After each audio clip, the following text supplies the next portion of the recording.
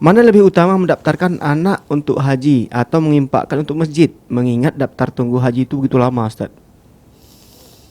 Taib. Wallahu taala a'lam bissawab.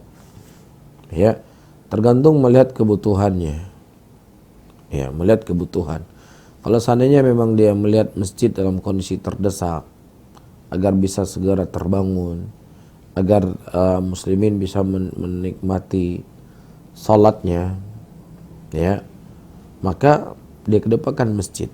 Karena yang namanya anak belum ada kewajiban untuk dia berangkat haji. Dia masih berumur misalnya 10 tahun, orang tua sengaja mendaftarkan haji, nanti kalau dia sudah berumur 10 tahun kan bisa tunggu haji 20 tahun, bisa tunggu 30 tahun dia sudah berangkat haji. Nah, itu sesuatu kan dia masih bisa hidup ataukah dia belum, atau dia akan meninggal. Jadi belum ada kewajiban untuk dia berangkat haji.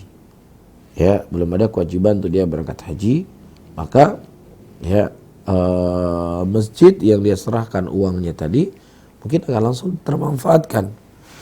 Dan mungkin bisa jadi dengan sebab dia membangun masjid, dia akan dimudahkan rezeki kembali oleh Allah, yang dengannya dia bisa mendaftarkan anak-anaknya untuk berangkat haji.